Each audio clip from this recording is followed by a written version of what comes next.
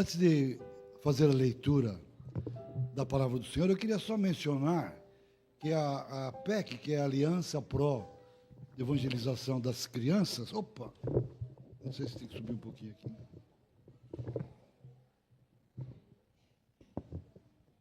Aqui. Já peguei o jeito.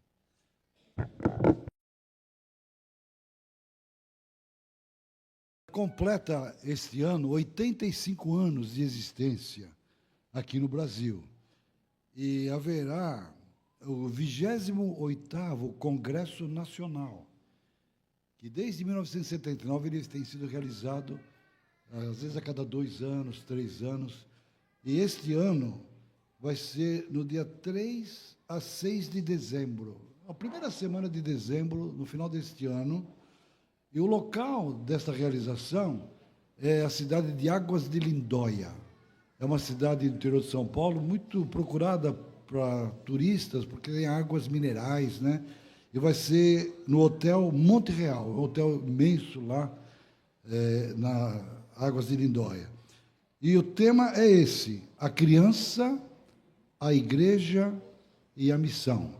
Nós temos aqui os devocionais, os preletores, são várias plenárias, vários temas, eu não vou ler aqui, depois eu vou deixar com o pastor, se alguém tiver interesse de ver, quem sabe a igreja aqui de Santa Cruz possa investir para pelo menos ir um casal lá, se preparar, pegar todo esse conteúdo, as apostilas, o material, com o objetivo de receber essas informações, os desafios, e depois passar para a igreja.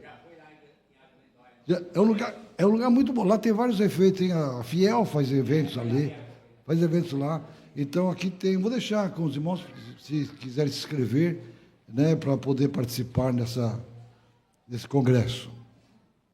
Eu queria convidar os irmãos para a leitura da palavra de Deus na primeira carta de Pedro, o apóstolo Pedro.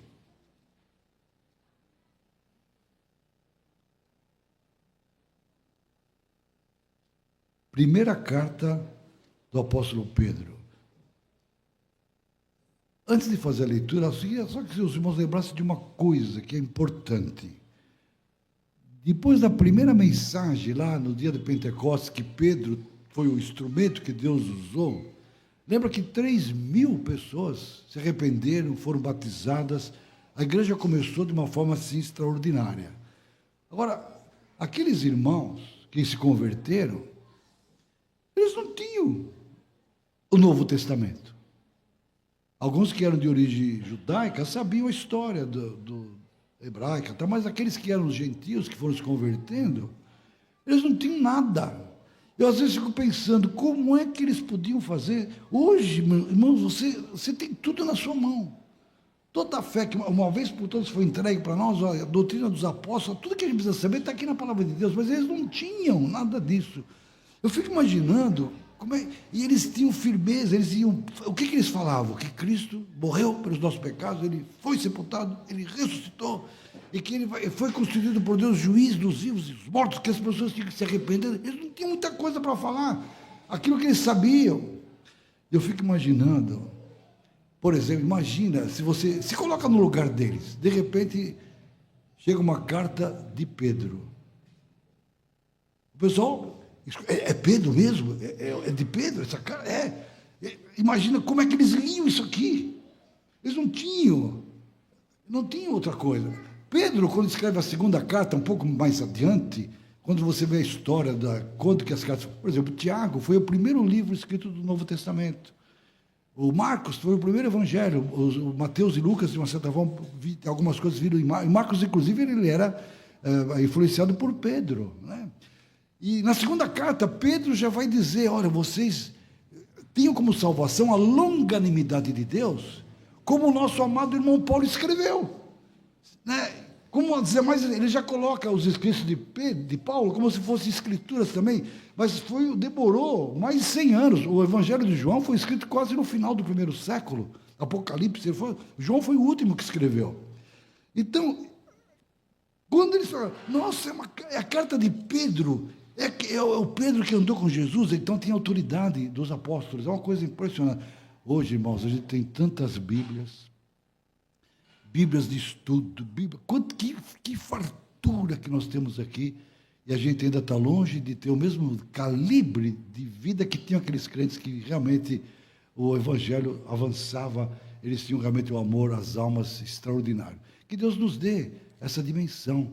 E ao ler aqui, se coloque no lugar, né, se você está recebendo uma carta de alguém que realmente andou com Jesus. Olha só o que ele diz, vamos então nos colocar de pé no capítulo 2, Pedro, capítulo 2, eu quero ler apenas do verso 18 até o 25.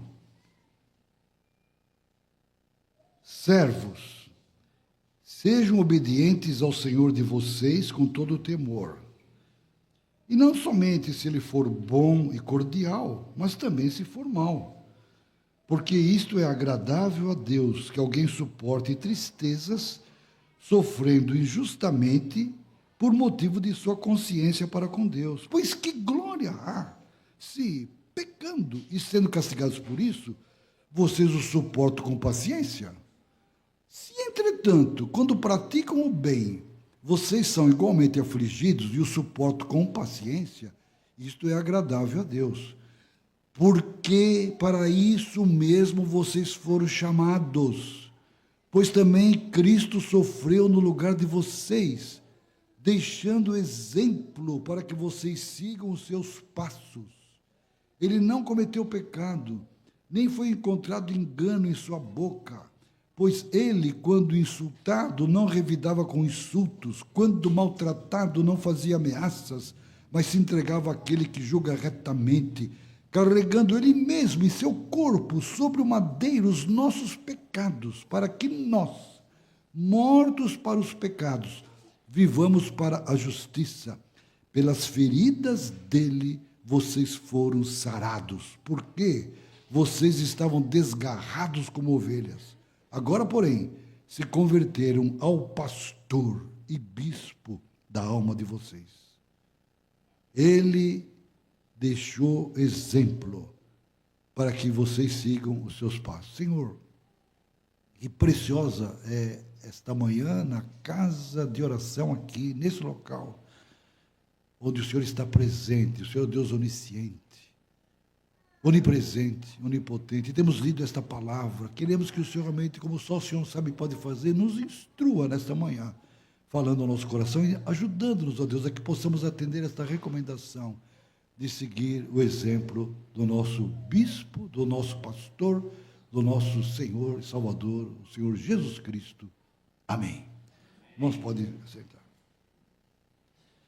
Irmãos, nós somos chamados para um discipulado. Aliás, o cântico que o irmão Pedro e sua esposa cantaram trazia essa temática também. Seguir nas pegadas realmente do nosso mestre. Agora, seria possível? Nós estamos no terceiro milênio. Inclusive, entrou o ano 2000, já estamos em 2026. Né? Parecia que passou muito rápido. Né? Passou de um milênio para o outro. Um século, uma coisa muito... Será que é possível, nesta época, essa época de uma tecnologia tremenda na área da comunicação, nessa área realmente das viagens interplanetárias, né? Essa viagem, essa época realmente de tanto avanço científico, da inteligência artificial, como que alguém pode seguir as pegadas de Jesus Cristo? O que significa isso? Essa expressão, seguir os passos, significa você pisar na mesma ir no mesmo caminho, é seguir realmente na mesma direção, é seguir exatamente igual, é seguir de perto, não é de longe, é seguir de perto, na verdade, você está indo da maneira realmente que precisa ser feita, é uma trilha. E Jesus sempre, quando a gente lê os evangelhos, ele sempre convocou as pessoas para que o seguissem. Segue-me. Aliás, você, segue-me, vem, segue. Olha, por exemplo, você veja só, irmãos, Pedro e André, eles estavam lançando as redes. Jesus passou, vem, segue-me. Irmãos, eles não falaram, deixa eu ver o que eu vou fazer, eu tenho que vender a rede, eu tenho que vender o barco, eu tenho que fazer isso. Eles deixaram tudo e seguiram, é impressionante. Mais adiante, você vai ler, Estava ali João e Tiago. Eles não estavam lançando a rede, eles estavam consertando as redes, consertando as redes. E aí Jesus falou, segue-me. Deixaram tudo, o barco, deixaram tudo abandonado, deixaram o pai ali, que era também o Zebedeu envolvido com a pesca, deixaram tudo. Mateus, que era o coletor de impostos ali, vem e segue-me. É impressionante, nós vamos perceber realmente essa questão. Aliás, Jesus lhes disse a Pedro e Tiago, venham comigo e eu os farei pescadores de gente. Isso está em Mateus 4, versículos 19 e 22. E eles deixaram imediatamente as redes e o seguiram. Um pouco mais adiante, Jesus viu outros dois irmãos, Tiago, filho de Zebedeu, e João, irmão dele. Eles estavam no barco na companhia do seu pai, consertando as redes. Jesus os chamou, e eles, no mesmo instante, deixaram o barco do seu pai e seguiram. Simplesmente a gente fala, peraí, nós estamos no século XXI, o que tem a ver isso com aquela época?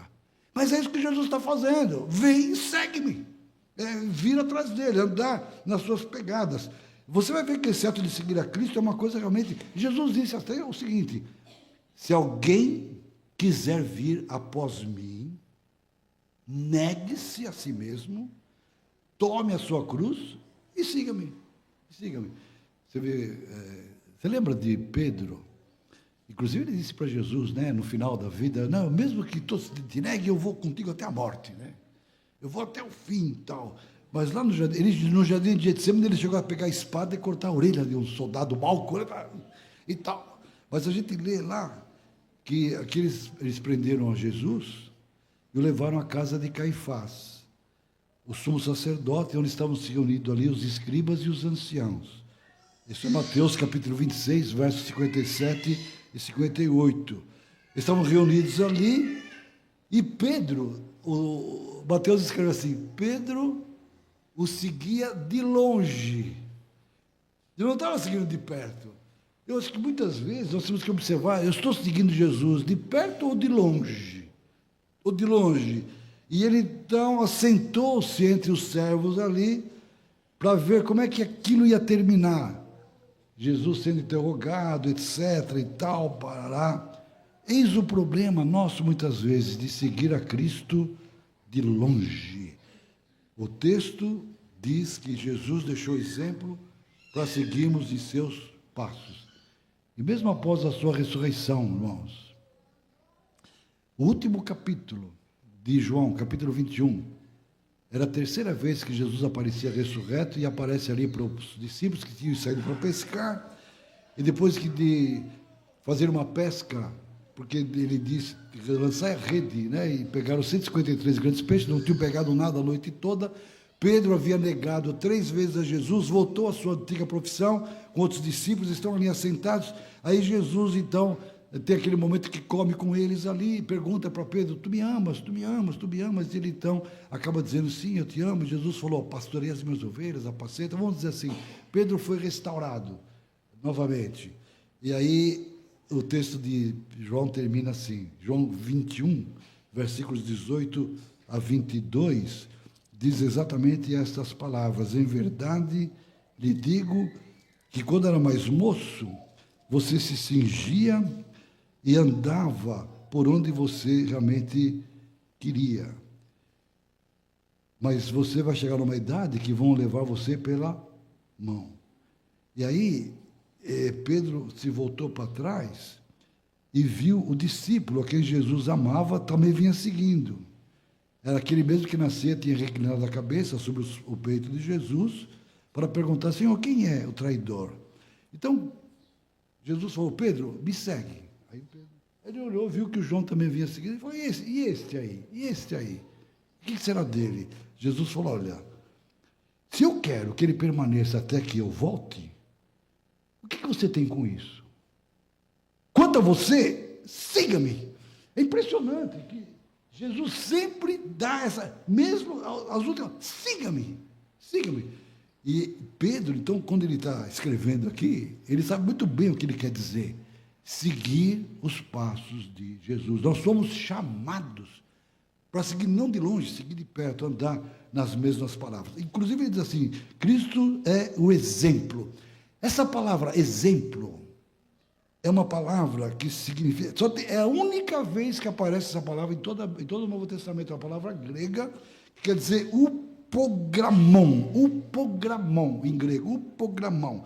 É o seguinte, as pessoas faziam aqui uma cópia com as letras Aleph, Beta, Gimel, as letras gregas, alfa, beta, você tinha as letras do alfabeto grego desenhada, e as crianças tinham que desenhar exatamente igual. Então, aquele padrão tinha que ser copiado exatamente igual. Esse é o exemplo. Então, era como se fosse, alguns até escrevendo por cima, para não errar, não fazer nenhum tracinho equivocado.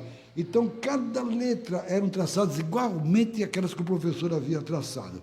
Os seres humanos dependem uns dos outros e as suas vidas se moldam pelas dos outros. A gente não só segue exemplos, como a gente acaba se tornando também exemplo para outras pessoas.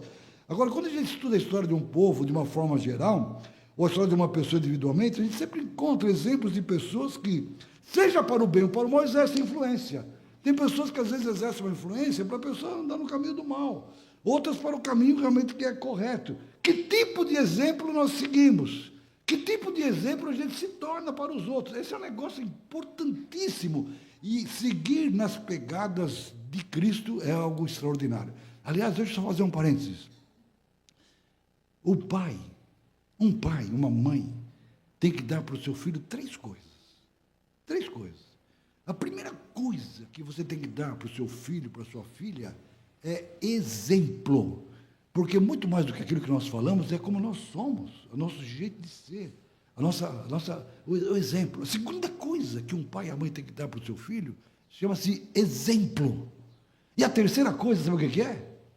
Exemplo. 3 coisas. Exemplo, exemplo, exemplo. O exemplo é algo extraordinário. Não é aquela coisa, né? Faço o que eu digo, mas não faço o que eu faço, está entendendo? É uma vida realmente de testemunho. Nós somos testemunhas de Cristo. Nós somos exemplos de Cristo. Nós temos, inclusive, pela primeira vez, onde os discípulos foram chamados cristãos, que significa ser pequenos cristos. A ideia é essa, de a gente realmente ser discípulos de Jesus Cristo. Na palavra de Deus, as palavras que são relacionadas ao discipulado é seguir, imitar, ir após, andar de perto, se aplica aos seguidores de Jesus que vivem pela fé. Porque uma vez que a gente confia em Cristo, se arrepende dos pecados e tem a vida transformada pela fé em Cristo, como Pedro escreveu aqui, pelas suas pisaduras nós somos, pelas suas pisaduras a gente foi sarado, aquele sangue vertido que nos purifica de todo pecado, nós já não somos mais de nós mesmos, eu estou crucificado com Cristo, já não sou eu quem vive, é Cristo que vive em mim. Há uma oração que a gente pode fazer um pelo outro, que é o seguinte, que com o poder do Espírito Santo em nós, trabalhando, Cristo se está em nós, que a gente possa dizer, não sou eu quem vivo, mas Cristo vive em mim. A grande bênção da igreja cristã é Cristo em vós, a esperança da glória. É uma coisa impressionante. Nós temos que voltar a ver que Cristo é o nosso modelo. Nós temos que andar como Ele andou, pensar como Ele pensou, agir como Ele agiu, deixar que Cristo cresça em nós. Esse é o grande desafio. E só pessoas que já nasceram de novo podem experimentar essa vida. E a gente sabe que para isso toda a Escritura é preciosa para nos levar nesse caminho, para nos educar na justiça. Paulo fala sobre isso, né? Toda a Escritura inspirada por Deus para que nos deixe habilitado para fazer aquilo realmente que agrada a Deus, para que o servo de Deus seja perfeito e perfeitamente habilitado para toda a boa obra. Aí eu quero tomar o exemplo de Paulo. Paulo, ele tem um versículo que às vezes é difícil a gente poder ter a mesma coragem de dizer como Paulo dizia, né? 1 Coríntios 11:1, Paulo disse assim, sejam meus imitadores, como também eu sou imitador de Cristo. Que coisa! Já pensou? Que apóstolo, sede meus imitadores, como eu também sou de Cristo. E ele escreve para um discípulo dele, chamado Timóteo, na sua segunda carta, ele diz assim, meu filho, Timóteo, quanto a você, meu filho, fortifique-se na graça que há em Cristo Jesus, e o que você ouviu de mim, na presença de tantas testemunhas, isso mesmo transmite a homens fiéis e idôneos para instruir a outros. E assim a igreja prossegue. Os irmãos têm escolas teológicas, escolas onde pessoas têm, inclusive eu sei que o Gabriel está fazendo, terminou o primeiro semestre lá agora. Ele está o quê? Ele está ouvindo pessoas que estão seguindo a Cristo, estão transmitindo, pessoas idôneas, fiéis, para que possam. O pastor acabou de mencionar do Pedrinho, né? O Pedrinho, imagina, como a gente precisa de menino para fazer aquele tipo de oração. Essa estátua tem boca que não fala, tem olho que não vê, que as pessoas conheçam o Deus verdadeiro. Irmãos, é uma coisa tremenda. Olha só, homens fiéis transmitem, outro vem e transmite e vai embora. Ele tem agora os filhos dele. Não é maravilhoso ver isso? E é isso que a gente precisa, seguir nas pegadas daqueles que são fiéis. Eu não conheço tanto assim, não sou muito da história da sua esposa, né? Mas sei que o pai dela foi um homem que serviu a Deus de uma forma extraordinária. Veja só que coisa, a gente tem exemplos para a gente seguir. E Paulo diz para Timóteo, no capítulo 3 da sua segunda carta, é um capítulo, se vocês quiserem abrir ali, Paulo diz ali que nos últimos dias seriam dias difíceis, porque os homens seriam egoístas, avarentos, seriam realmente traidores, mais amigos dos prazeres do que amigos de Deus, sendo humildes de si, cruéis, inimigos do bem, sem amor, sem afeto natural. São praticamente 18 características assim, o que você vê na sociedade hoje. Pessoas que andam longe de Deus, e olha, alguns até com aparência de religiosidade, assim, tendo realmente assim, aparência de piedade, mas negando poder, não tem uma vida que vive na dependência de Deus. E ele diz para Timóteo, foge destes, não anda no caminho dos transgressores, não se assenta na roda dos escarnecedores, né? Fugir disso. E ele vai dizendo desse tipo de ambiente tão tenebroso, mas nesse capítulo que começa assim, tão ruim, chega no versículo 10, olha a mudança do tom. Mas você, Timóteo, aí você tem a palavra, tem seguido de perto, ele está andando nas pegadas de Paulo. E no que você tem que seguir de perto? O ensino, a conduta, o propósito, a fé, na paciência, no amor, na perseverança, e ele vai incluir também nas perseguições, porque ser cristão e andar nas pegadas de Cristo, aliás, Paulo mesmo vai dizer logo em seguida aqui no capítulo, no versículo 12, todo aquele que quiser viver piedosamente em Cristo Jesus, sofrerá perseguição. Irmãos, não é fácil. É você ir contra a maré. Você vai contra, todo mundo está indo nessa linha para cá, e você está indo na direção contrária, porque você está seguindo as pegadas de Cristo. Não vos conformeis com este mundo, irmãos. Rogo-vos pelas misericórdias de Deus que apresenteis os vossos corpos em sacrifício vivo.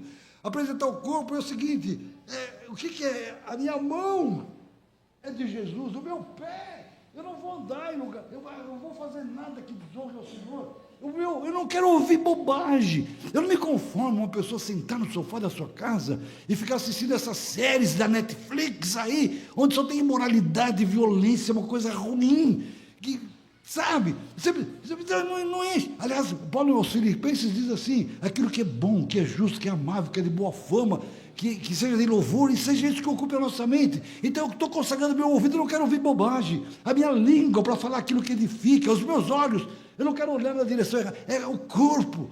Dá-me, filho meu, teu coração, entrega ao Senhor. É isso que a gente precisa ver, andar como Jesus andou, uma vida realmente de consagração. Como é que eu posso imitar? E o programos aqui, o nosso programos, a gente tem que seguir, é Jesus. Ele deixou exemplo para seguirmos os seus passos. O tempo vai caminhando, eu quero só tomar algumas coisinhas assim, em relação a o que a gente pode imitar de Jesus. Aliás, Efésios, Paulo diz assim, sede imitadores de Deus, como filhos amados. Efésios 5, versículos 1 e 2. Vivam em amor, como também Cristo nos amou e se entregou a si mesmo por nós como oferta e sacrifício de aroma agradável a Deus. Será que eu estou familiarizado com o pensamento de Jesus? Será que eu estou familiarizado com os sentimentos de Cristo, com a vontade dEle? Então, vou pegar coisinhas bem rápido aqui, porque a gente vem pastor falou que pode falar, falou, eu vou ficar aqui até meia-noite, né? Mas tem que falar um pouquinho para você, pelo menos 5 coisas eu queria que os irmãos fixassem. Por exemplo, que exemplo eu vejo em Jesus? Ele tinha um propósito definido. Vamos dizer, hoje se fala muito de você ter foco, né? Você tem que ter foco. Jesus, ele tinha um foco, ele tinha um pensamento definido, ele tinha algo realmente. E a pergunta é essa: qual é o seu foco? Talvez alguém diga assim: o meu foco é ter uma casa própria. O meu foco é ter realmente um bom carro, uma conta bancária. O meu foco é ter um nome, ter uma posição. O meu foco é ter, quem sabe, comprar um terreno na praia. Eu não sei que foco. O meu foco é casar. O meu foco agora é casar. O meu foco agora é terminar esse curso que eu estou fazendo. O problema de ter foco, nada contra, não estou dizendo que isso não... Nada contra, são coisas necessárias, não estou contra. Mas o problema é o seguinte: geralmente o nosso foco é mais voltado para as coisas terrenas. Um foco de uma coisa passageira, uma coisa temporária, uma coisa que é vazia. Porque esses dias que alguém me disse assim: olha, o Elon Musk agora é o primeiro trilionário. Ele alcançou, é o homem mais rico do mundo, ele tem 1 trilhão. Falei, nossa, como é que ele vai gastar 1 trilhão, né, até o fim da vida dele? Ele vai fazer o quê com 1 trilhão de... Então, mas assim, tudo bem, você pode ter um foco: eu quero ser o presidente da República, eu quero ser governador do Rio Grande do Norte, eu quero ser o prefeito da cidade. Você pode ter qualquer... O problema não é o foco, o problema é que tipo de foco você tem. Eu quero dizer o seguinte: olha só, se o seu propósito, se o seu foco for ser igual a Jesus, é um foco que ultrapassa a barreira do tempo. É um foco eterno, é um foco que vai para a eternidade. E qual era o foco de Jesus? Alguém quer ler Marcos 10, 45? Marcos 10, 45. Marcos 10, 45. É interessante que nessa passagem, antes do irmão fazer a leitura, ou a irmã que abrir e ler, os próprios discípulos João e Tiago queriam ficar um à direita e outro à esquerda no reino de Deus. Marcos 10, versículo 45. Mas olha só que Jesus disse para ele: olha, vocês querem grandeza? E os outros 10 discípulos ficaram indignados, porque eles também queriam grandeza. Vocês sabem que os que são considerados governadores dos povos os dominam e que os seus maiorais exercem autoridade sobre eles, mas entre vocês não é assim. Pelo contrário, quem quiser tornar-se grande entre vocês, que se coloque a serviço dos outros, e quem quiser ser o primeiro entre vocês, que seja servo de todos. Irmão, pode ler o versículo 45, pode ler. Pois o próprio Filho do Homem não veio para ser servido, mas para servir e dar a sua vida em resgate por muitos. Eu fico aqui para mim, qual era o propósito de Jesus? Servir. Não era ser servido. Esse é um ponto. Se você tem um foco que no final dele o propósito é servir, é um foco digno de ser imitado, está entendendo? Não quero ficar numa posição de ser servido pelos outros. O foco de servir é algo realmente, um propósito. E ele define: eu vim para servir. Quer ver? Em João 18, ainda sobre esse mesmo tema, Jesus está sendo ali interrogado por Pilatos. E capítulo 18, e Pilatos diz assim: você é o rei dos judeus? Versículo 33. Pilatos entrou no pretório, chamou Jesus e perguntou: você é o rei dos judeus? Jesus respondeu: essa pergunta vem do Senhor mesmo, ou foram outros que lhe falaram a meu respeito? Aí Pilatos respondeu: por acaso eu sou judeu? A sua própria gente e os principais sacerdotes é que o entregaram a mim. O que foi que você fez? Jesus respondeu: o meu reino não é deste mundo. Se o meu reino fosse deste mundo, os meus ministros se empenhariam por mim para que eu não fosse entregue aos judeus, mas agora o meu reino não é daqui. Pilatos perguntou, então você é rei? Olha esse versículo 37. Jesus respondeu, o Senhor está dizendo que sou rei, ponto.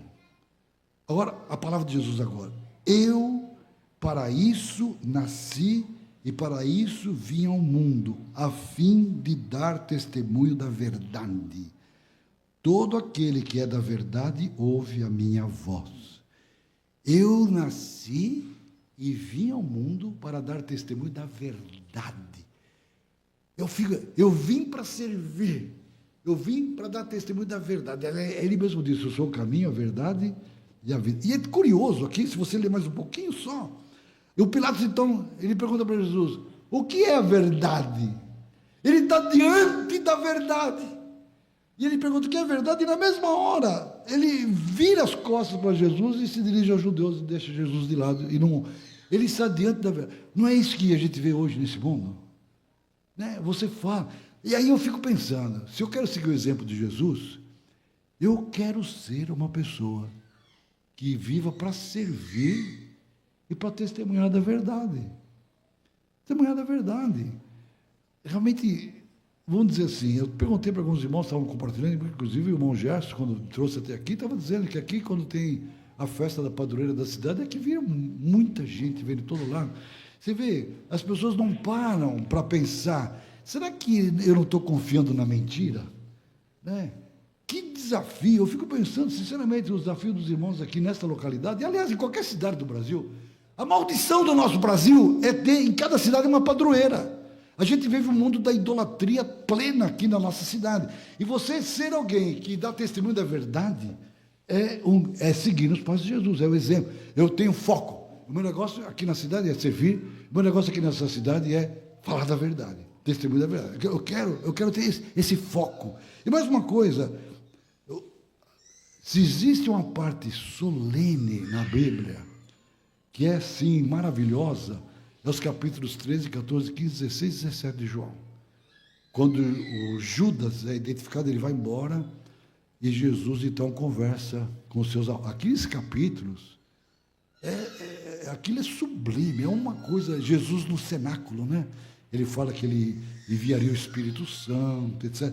E tem a oração, essa oração de Jesus, é uma coisa assim impressionante. Aliás, o final do 16, antes da oração, ele diz assim, que no mundo a gente passa por aflições, mas que a gente tenha bom ânimo, que ele venceu o mundo, né? E olha na oração que, depois de dizer estas coisas, versículo do capítulo 17, Jesus levantou os olhos, imagina Jesus ali, logo em seguida ele vai ser morto. As últimas palavras dele ali, enquanto aqui, humanamente falando, está conosco, ele levanta os olhos para os céus. Pai, é chegada a hora, glorifica o teu Filho, para que o Filho glorifique a ti, assim como lhe deste autoridade sobre toda a humanidade, a fim de que ele conceda a vida eterna a todos os que lhe deste. E a vida eterna é esta, que conheço a ti, o único Deus verdadeiro, e a Jesus Cristo a quem enviaste. Agora presta atenção no versículo 4. Foco, propósito, veio para servir, testemunha da verdade, eu te glorifiquei na terra, realizando a obra que me deste para fazer. Cada um de nós tem uma obra para realizar. E nosso trabalho deve ser para trazer glória para Ele. A Bíblia diz assim, quer comais, né, o exercício da mão que o pastor falou, né, quer comais, né, quer bebais, ou façais outra coisa qualquer, trabalhe, assista um jogo de futebol, faça qualquer atividade humana, faça para a glória de Deus. Que desafio é esse? Ensine o seu filho para a glória de Deus. Aprenda a tocar um instrumento para a glória de Deus. Escreva uma poesia para a glória de Deus. Transmita a mensagem para a glória de Deus. Faça um programa de rádio para a glória de Deus. Seja motorista de um Uber, de táxi, para a glória de Deus. Seja um profissional no comércio, o que for, o engenheiro, seja qual for. fazer tudo para a glória. Então, seguindo as pegadas, eu quero ser como Jesus. Jesus, ele queria servir. Jesus queria testemunhar da verdade. Jesus, ele queria fazer tudo para a glória de Deus. Há muitas coisas que a gente poderia tirar ainda nesse sentido aqui, mas Pedro nos adverte nesta manhã, seguir as pegadas. Quer ver outra coisa? Vamos examinar Jesus. Você já reparou que Jesus vivia em comunhão constante com o Pai? Uma das coisas que mais impressionava os discípulos era a intimidade que ele tinha com o Pai. Ele estava sempre em oração, nas alegrias, nas tristezas, nos problemas, nas decisões. Você sempre vai encontrar. Talvez a vida de oração de Jesus foi tão sublime que os próprios discípulos disseram: Senhor, ensina-nos a orar. Eles nunca pediram para o Senhor, ensina-nos a pregar, ensina-nos a fazer milagres, não, mas ensina-nos a orar. E ele passava a noite em oração, em comunhão com o Pai. Quando os discípulos voltaram, depois que foram de dois em dois, fizeram sinais, até o diabo se submeteu a nós. Jesus disse: vocês têm que se alegrar, porque o nome de vocês está escrito no livro da vida. E lá diz que Jesus exultou no Espírito. É uma exultação de alegria. E ele disse: Pai, graças te dou, porque o Senhor revelasse essas coisas aos pequeninos, escondeu dos sábios e entendidos, revelasse aos pequeninos. Talvez aqui a gente está com os mais pequeninos, os grandões não estão aqui. Os pequeninos que confiam nele, alegria, ele está naquele momento de grande alegria, ele ora. E na tristeza, talvez tristeza que nenhum de nós jamais vai experimentar, foi a que Jesus experimentou no jardim de Getsêmani. 3 vezes ali, né? Até os discípulos não conseguiram acompanhá-lo, dormiam ali. E ele ali, Pai, ali, as pessoas que hoje analisam aquela situação de Getsêmani, que ele é como que gotas como que de sangue, ele suava, diz que aquilo é um negócio, é o ponto quase extremo de um estresse extraordinário, uma coisa assim de aflição tremenda. Você pode imaginar que a gente não consegue imaginar isso, alguém que nunca tinha pecado, a alma pura, como é que ele iria receber toda a podridão do nosso pecado na cruz? Senhor, se é possível, afasta de mim esse cálice, mas seja feita a tua vontade. Se é possível, é aquilo que depois nós vamos ver na cruz, ele dizendo: Deus meu, por que me desamparaste? Ele foi desamparado da presença do Pai, sofreu por causa da nossa salvação. Deus amou o mundo de tal maneira que deu o seu Filho unigênito, para que todo aquele que nele crê não pereça, mas tenha a vida eterna. No momento mais aflitivo, nenhum de nós jamais teve aflição como essa que Jesus teve.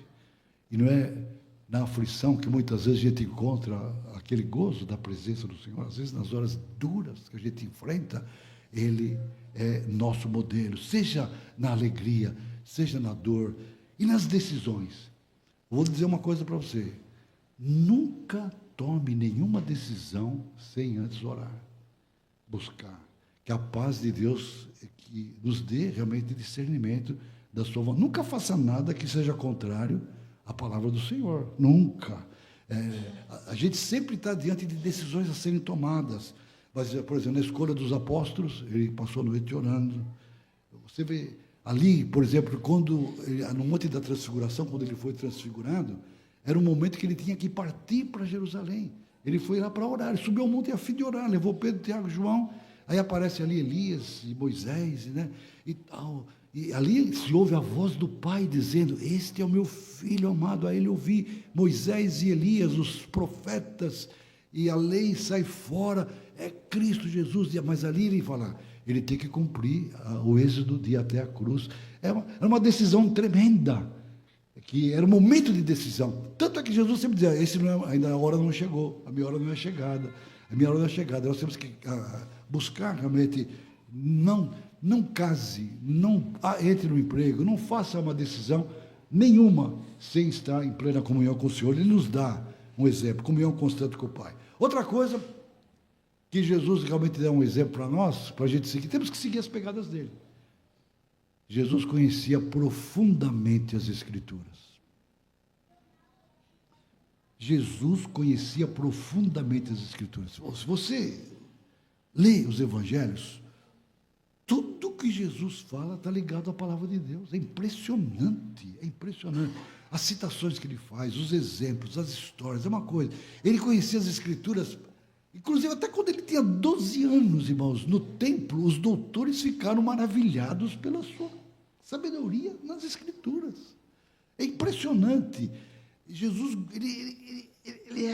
lembra que depois da ressurreição, ele até abriu o entendimento dos apóstolos para compreenderem que tudo quanto estava escrito se referia a ele, na lei, nos profetas e tal, nos salmos, etc. Ele conhecia, não só por o fato de conhecer, mas para poder ensinar. Para ensinar. Ele ensinava tudo que ele ensinou, seja para os apóstolos, seja para pessoas que ouviam na multidão, seja com os fariseus, com os saduceus, com as pessoas que vinham lá. Ele sempre usava e ele ensinava. Ele vivia, ele encarnava. Por exemplo, o leproso foi curado, ele falou, agora vai, se apresenta ao sacerdote e faça como está determinado na lei. Ele obedeceu. O João Batista não queria batizá-lo, nós temos que cumprir toda a justiça. Ele entrou, ele fez, ele vivia. E talvez o maior exemplo que a gente pode tirar dele, como é que ele venceu o diabo nas tentações? Está escrito. Está escrito. Está escrito, né? Irmãos, guardei a tua palavra no meu coração para não pecar. Conversando um pouquinho com a irmã Raimunda, que tem memorizado vários versículos da Bíblia. É uma coisa, irmãos, memorizar as Escrituras é a melhor coisa que a gente pode fazer. Eu percebo que hoje estão esquecendo de levar os filhos a memorizar versículos. Eles precisam guardar a palavra de Deus. O Espírito Santo vai usar a palavra de Deus e ele venceu. Quais foram as tentações? Se tu és o Filho de Deus, transforma essas pedras em pães, né? Atira-te do pináculo que os anjos vão sustentar, né? Eu te darei toda a glória dos mundos. Sempre aquilo que João também escreve. O que há no mundo? A concupiscência da carne, a concupiscência dos olhos, o desejo de ter coisas, o desejo de satisfação pessoal, a soberba da vida. Já pensou? Você se joga do pináculo do templo, a pessoa, a soberba, o diabo ataca sempre aí, para a gente querer ser alguém, a gente querer ter coisas, a gente poder ter satisfação nas coisas. E ele venceu, mas está escrito, está escrito, está escrito. Diz que foi Moody que escreveu na Bíblia dele assim, primeira página em branco: ou este livro me afasta do pecado, ou é o pecado que me afasta desse livro. Você está lendo a Bíblia, você está conhecendo as Escrituras, o estudo doutrinário, a participação. Quando a gente falou de viver em comunhão constante com o Pai, reaviva aqui, na Igreja Batista Fundamentalista, na beira da pista, reaviva a reunião de oração. Participe da oração, participe da escola dominical, seguindo o exemplo de Jesus, comunhão com Deus, profundamente conhecedor das Escrituras, para poder ensinar, para poder viver a Bíblia, para poder vencer tentações. E Jesus também era submisso às leis da sociedade. É impressionante. Ele sempre obedeceu. Mesmo menino, lá no templo, por que você fez isso? Por que você fez isso conosco, meu filho? Tal. Vocês não sabiam que me convinha estar na casa de meu pai? E o texto diz que ele foi com os pais e era submisso a eles. Ele é o criador do universo. Jesus fez esse universo. São galáxias. Tudo isso aqui é dele. Só que aquele planetinha Terra, que é uma coisinha de nada, é uma gota d'água no meio das constelações que estão por aí. Quanta coisa, que variedade de frutas, de animais, uma coisa impressionante que tem no fundo do mar. Ele fez tudo isso, ele sustenta o universo pela palavra do seu poder, é uma coisa extraordinária. E ele obedeceu. Ele realmente pagou imposto. O mestre não paga o imposto, ela vai lá, abre, tem um peixe, pega uma moeda, paga por ti e por mim. O discípulo, o mestre pagando o imposto, desaprovando violências. O Pedro pegou a espada, não é pela violência, não é? É impressionante o exemplo que Jesus nos dá. E o último deles que eu quero falar é o amor. Que amor que Jesus tinha. É um amor, nas Bíblias mais antigas, o amor é paciente, é bondoso. Usava a palavra caridade, né? A caridade, as versões mais antigas. A palavra caridade perdeu aquele efeito, mas é uma palavra muito forte. É um amor que se dá. É um amor que é um amor de compaixão. Vendo as multidões, às vezes eu pergunto, será que eu acredito mesmo que existe inferno? Será que você acredita mesmo que o seu vizinho vai para o inferno? o seu tio, seu amigo, vai para o inferno. A gente precisa, às vezes, perceber que as pessoas estão... Daqui a pouco vão ter que enfrentar o juízo de Deus. É uma coisa... A gente tem que ter compaixão das almas perdidas. A paixão pelas almas perdidas, irmãos, está faltando. O pastor falou um pouquinho sobre isso aqui, né? Como que as pessoas no passado faziam e tal. E hoje parece que a gente fica o mesmo tipo de crente mais acomodado. Mas Jesus tinha compaixão, vendo as multidões, compadeceu-se delas, porque eram como ovelhas sem pastor. Nós precisamos realmente ter compaixão das pessoas que estão perdidas. E ele não só tinha compaixão, mas ele supria necessidades. Ele abençoava, ele exercia a sua ação. E talvez a prova máxima da sua compaixão foi exatamente deixar ser traspassado. Eu posso trazer uma legião de anjos aqui, se eu quisesse. Ele foi até a morte, e morte de cruz, derramando o seu sangue por nós. Irmãos, o que eu vou fazer da minha vida? Quantos dias ainda vou viver? Quantos meses? O que me espera? Que nós possamos, nesta manhã, ouvir a palavra deste apóstolo que disse: Cristo morreu, sofreu exemplo para que vocês sigam os seus passos. Que eu e você possamos dizer: Senhor, me ajuda a ter meu propósito não é nas coisas do mundo, pensando nas coisas do alto. Meu propósito é estar junto com o Senhor. E eu terminaria recitando um poemazinho, pastor, se me permite, né? Vejo hoje Jesus Cristo como alguém que é benquisto. Multidões falam o seu nome. A sua fama é enorme. Os que são seus seguidores mencionam os favores que por ele foram dados, sentem-se por ele amados. Esta popularidade choca-se com a verdade que o real discipulado tem que ser bem calculado. Há uma cruz a ser tomada, há perigos na jornada, a renúncia é ingrediente do cristão obediente. Há um amor absoluto ao Cordeiro impoluto, ele torna-se o guia, ele é a sabedoria, é exemplo a ser seguido por quem nele sim tem crido. Qual será a diferença quando alguém diz ter a crença, mas a sua vida não combina com o que Jesus ensina? Mas se vê nesta pessoa a virtude santa e boa, que é puro resultado de um viver que é controlado pelo Espírito que é santo, é por isso que eu me espanto e procuro com desvelo ter só Cristo por modelo e ter como autoridade só a Bíblia, a verdade, que por Deus foi inspirada e que guia na jornada. Pouco importa o perigo, é com Cristo que prossigo. Irmãos, que vocês prossigam seguindo as pegadas de Cristo. Amém? Amém. Quem ama o seu pai ou sua mãe mais do que a mim, não é digno de mim. Jesus disse isso. Quem ama o seu filho e a sua filha mais do que a mim, não é digno de mim. E quem não toma a sua cruz e vem após mim, não é digno de mim. E Jesus disse aos seus discípulos: se alguém quer vir após mim, negue-se a si mesmo. Tome a sua cruz e siga-me, pois quem quiser salvar a vida, a perderá. E quem perder a vida por minha causa, esse a achará.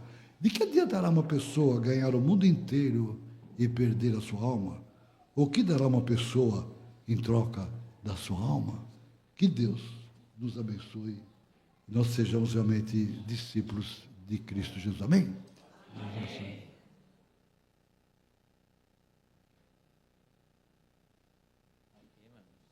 Deus abençoe. Muito obrigado. Deixa esse